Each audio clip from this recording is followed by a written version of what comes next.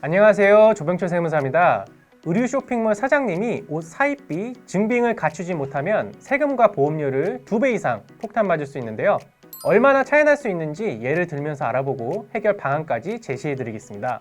혼자서 1년 동안 손님에게 판 매출이 1억 5천만 원, 동대문 옷 사입비가 7,500만 원이라고 한다면 세금과 보험료가 얼마나 나올까요? 세금은 사고 팔고 남는 돈에 대해서 내는 건데요. 이 경우는 7,500만 원이 남겠네요.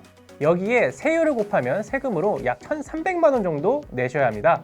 그리고 1인 사업자는 별다른 재산이 없다면 남는 돈의 약 17% 정도를 보험료로 부담하는데요. 이 경우엔 약 1,200만 원이 되겠네요.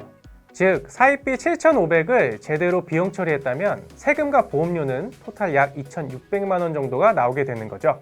만약에 사입비 증빙이 없다면 어떻게 될까요?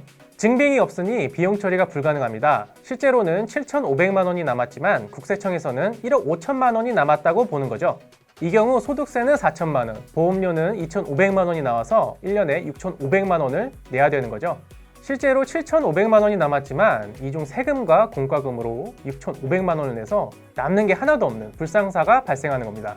사입비 증빙을 안 갖춰놔서 원래 내야 할 세금보다 약 2.5배를 나라에 기부하게 되는 거죠.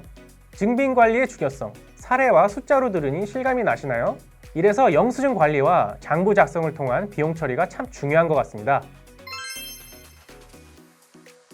자, 지금부터가 중요한데요. 동대문에서 옷을 사입하는 건 카드로 긁거나 현금 영수증 받기 어려운 경우가 꽤 많습니다. 즉, 국세청에서 인정하는 증빙을 갖추기 매우 어렵다는 건데요. 이 경우 그냥 포기하고 세금 다 내야 할까요?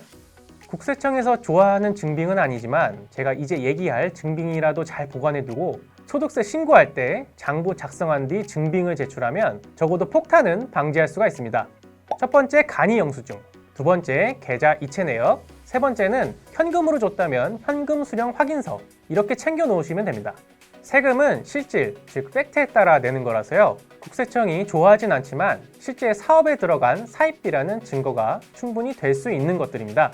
다만 현금 수령 확인서는 거래처 친필 사인과 이름, 주민번호 등 인적 명세가 필요할 수 있어서 되도록 금융 증빙이 남도록 계좌 이체를 권장드립니다. 그리고 절대 영수증을 소득세 신고 전까지는 버리시면 안 되고 최소 5년은 따로 보관하셔야 돼요. 이런 증빙들은 국세청 전산에 데이터가 없어서 반드시 영수증을 따로 제출해야 하는데요. 증빙 없이 장부에 비용 처리된 금액과 국세청 전산에 잡힌 데이터를 비교했을 때 일정 금액 이상 차이가 나면 해명하라고 합니다. 이때 영수증을 버린 상태라면 사입비를 인정받지 못하고 그대로 폭탄 맞는 거죠. 그리고 하나 더, 전자상거래 의류 소매업으로 창업 감면을 받아서 세금 낼 게 없더라도요, 반드시 영수증을 보관하시고 장부에 비용 처리하셔야 돼요. 4대 보험료는 창업 감면이 없어서 영수증 없이 비용 처리하지 않으면 총 매출에 보험료율을 적용받아서 소득세는 감면받아도 보험료는 그대로 폭탄이 터질 수 있기 때문입니다. 이는 창업 감면을 적용받는 분들이 많이 저지르는 실수이니까요. 내가 창업 감면을 받는다고 해서 방심하시지 말고 영수증 관리와 장부 관리를 제대로 하시기 바랍니다. 사업하는 이유가 여러 있겠지만 일단 돈을 어느 정도 벌고 봐야 하지 않을까요? 다른 것도 아니고 스스로 영수증 관리를 못해서 세금과 보험료로 다 뜯기면 정말 억울합니다. 이번 영상으로 사입비 비용 처리의 기초인 영수증 보관에 대해 알고 실천하셔서 절세하시고 절약한 돈으로 더 크게 사업을 확장하시는 데 보탬이 되었으면 좋겠습니다. 지금까지 조병철 세무사였습니다. 감사합니다.